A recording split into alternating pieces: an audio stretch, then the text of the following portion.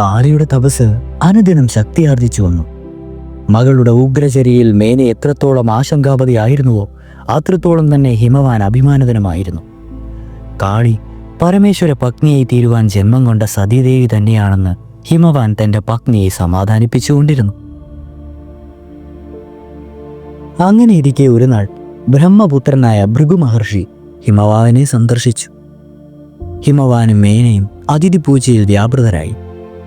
ആഹാരപാനീയങ്ങൾ കഴിഞ്ഞ ശേഷം ഭൃഗു മഹർഷി ഹിമവാനോട് ഇങ്ങനെ പറഞ്ഞു: അല്ലയോ പർവ്വതശ്രേഷ്ഠ, താങ്കളുടെ പുത്രി ഇന്ദ്രവർണ്ണ സദൃശിയ കാളിയെപ്പോലെ മറ്റൊരു സുന്ദരി ഇന്ന് ഈ ലോകത്തുകളിലുമില്ല. അവളെ അങ്ങ് തപസ്സിനായി യാത്രയാക്കിയത് നന്നായില്ല. ഏതായാലും സംഭവിച്ചത് പോകട്ടെ. അങ്ങ് കാളിയെ എനിക്ക് പത്നിയായി നൽകുക. ഭൃഗു മഹർഷിയുടെ ആവശ്യം ഹിമവാനെ അക്ഷരാർത്ഥത്തിൽ ഞെട്ടിക്കുക തന്നെ ചെയ്തു. അസാമാന്യ തപസ്സിനുടമയാണ് ഭൃഗു മഹർഷി.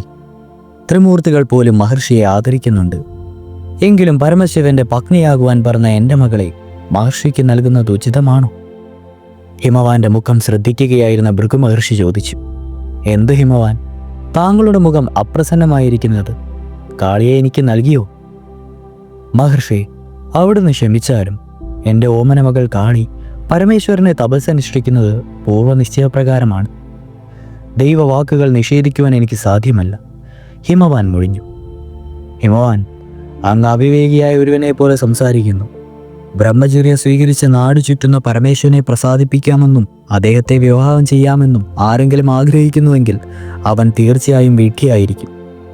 താങ്കൾ കാളിയുടെ ശാഠ്യത്തിന് വഴങ്ങാതെ അവളെ എനിക്കൊപ്പം അയക്കുക, ഭൃഗു മഹർഷി നിർബന്ധിച്ചു. മഹർഷി, അവിടുത്തെ നിഷേധിക്കുന്നതിൽ എനിക്ക് മാപ്പ് നൽകിയാലും ഞാനും മേനയും വർഷങ്ങളോളം മഹാദേവിയെ തപസ് ചെയ്തതിലൂടെ ലഭിച്ച കന്യകയാണ് കാളി. അവളുടെ ഉത്ഭവത്തിന് മുമ്പ് തന്നെ അവളെ പരമശിവ പത്നിയാക്കണമെന്ന് ദേവി നിർദ്ദേശിച്ചിരുന്നു. അവളെ പരമശിവനല്ലാതെ മറ്റാർക്കും നൽകുവാൻ കഴിയില്ല, ഹിമവാൻ ഉറപ്പിച്ചു പറഞ്ഞു. ഹിമവാന്റെ നിശ്ചയദാർഢ്യം ഭൃഗുവിനെ കുപിതനാക്കി. സർവരാലും മാനിക്കുന്നത് തന്നെ കേവലം പർവ്വതം മാത്രമായ ഹിമവാൻ നിഷേധിക്കുന്നുവോ? എങ്കിൽ അവന് ഉചിതമായ ശിക്ഷ തന്നെ നൽകണം, ഭൃഗു മഹർഷി തീരുമാനിച്ചു. അക്കാലത്തെ ഹിമവാൻ ദിവ്യപ്രകാശം ചൊരിയുന്ന രത്നങ്ങളാൽ സമൃദ്ധമായിരുന്നു. മരതകം, മാണിക്യം, പുഷ്യരാഗം തുടങ്ങിയ വിവിധ രത്നങ്ങൾ ഹിമവാൻ ശൃംഗങ്ങളിൽ 1000 സൂര്യതേജസ്സങ്ങൾ വിതറിക്കൊണ്ടേ വിളങ്ങിയിരുന്നു.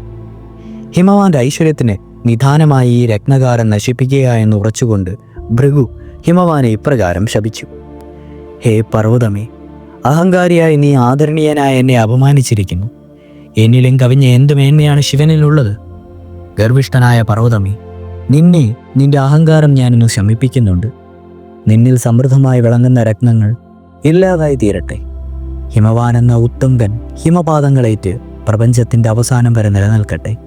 നിന്റെ ഉന്നതമായ കൊടുമുടികളിൽ ഹിമകൂട്ടങ്ങൾ മാത്രം വിരാജിക്കട്ടെ. ഭൃഗു മഹർഷിയുടെ ശാപം ഹിമവാൻ കുനിഞ്ഞ ശിരസോടെ ഏറ്റുവാങ്ങി. അദ്ദേഹത്തിന് പശ്ചാത്താപമേ ഉണ്ടായില്ല. അന്നു മുതൽക്കാണ് ഹിമവാൻ രത്നങ്ങളില്ലാതെ പോയത്. അടുത്തത് കാളി പാർവതിയായ കഥയാണ്. തുടരും.